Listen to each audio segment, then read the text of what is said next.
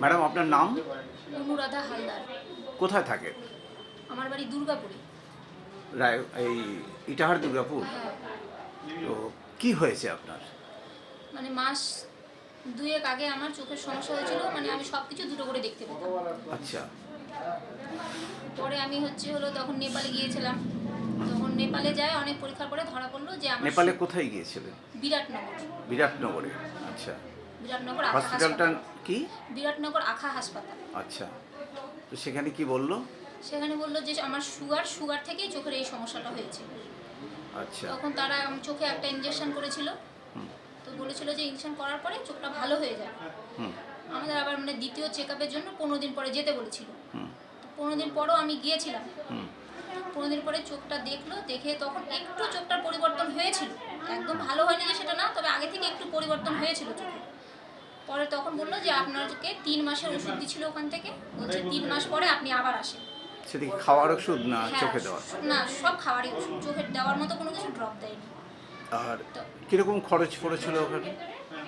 মানে আপনি যখন ডাক্তার দেখালেন আপনার ফিস কত নিয়েছিল?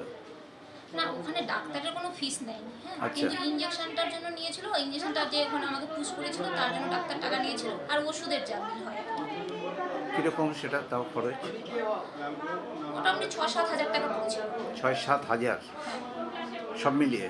হ্যাঁ, আর সেকেন্ড টাইম যখন গেলেন আপনি তখন কিরকম নিল? সেকেন্ড টাইমে যে শুধু টিকিট কাটতে আর ওষুধ যা লাগে ওষুধটা নিতে যা খরচা হয়েছে। সেবার কিরকম খরচ হয়েছে? তখন 1500 টাকার ওষুধ দিয়েছিল আমাকে 3 মাসে। আচ্ছা। কিন্তু ওখান থেকে আসার পরে তার মানে 8-10 হাজার টাকার খরচ আপনার হয়ে গেছে হ্যাঁ, অলরেডি। পরে যখন আমি আসে 1 মাস ওষুধ খেলাম।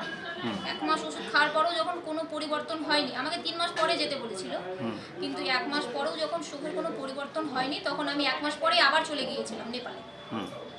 তারপরে ওখানে আমি এখান থেকে সুগার টেস্ট করে গেছিলাম। তো এখান থেকে বলছে যে এটা একটা নর্মাল সুগার, খুব বেশি না। কিন্তু ওখানে যাই যখন ডাক্তারকে বললাম যে ডাক্তারবাবু ওখান থেকে তো বলছে সুগার আমার নর্মাল, তাও বলছে কোথায় আপনার সুগার নর্মাল, আপনার 200-র উপর সুগার আছে। আচ্ছা। তখন ছিল 215 সুগার, মানে খাওয়ার পরে। হুম। আর খাওয়ার আগে ছিল 115। হুম। আমি বলছি যে ওখান থেকে বলছে ডাক্তার এটা নর্মাল, বলছে না এটা তো নর্মাল সুগার নয়, আপনার সুগার থেকে চোখের এরকম সমস্যা। তখন আমার প্রথম যে ওষুধগুলো দিয়েছিল তার মধ্যে একটা ওষুধ চেঞ্জ করে দিল।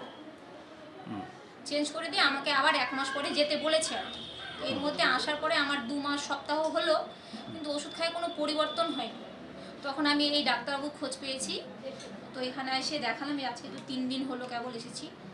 এখন এই ডাক্তারবাবুই দেখছে। কোন ডাক্তারের কাছে এসেছেন? নাম জানেন? অশোক কুমার দত্ত। ওকে। ওনাকে দেখানোর পরে আপনি কেমন আছেন?